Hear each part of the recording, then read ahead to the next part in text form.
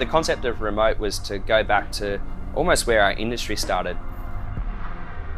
It started in garages and workshops and people tinkering, and being in that bubble or that environment away from the day-to-day running of the business is a great place to be when tackling design challenges.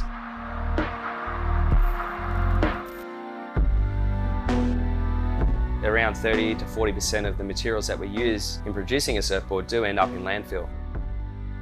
Whether it be a fabric or a stringer or a fin or a tail pad, why can't we regenerate the waste materials into new materials that we can build a board out of?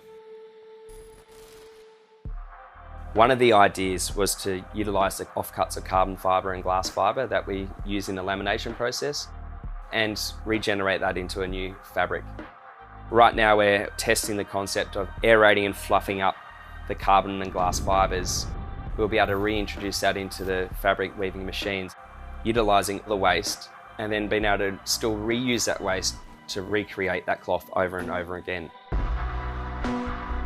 Right now we're sort of still at the prototype stage, and there's always going to be a risk that you can't achieve the end result, but that's always the fun of creating. The first surf of any design concept is always interesting. How is the board going to feel on the first wave is my initial reaction and take on it. The upcycled fabric board actually felt really, really nice under my feet. It was quite natural. Didn't have any delay in flex or too stiff under my feet. It had a natural feeling, which is always great.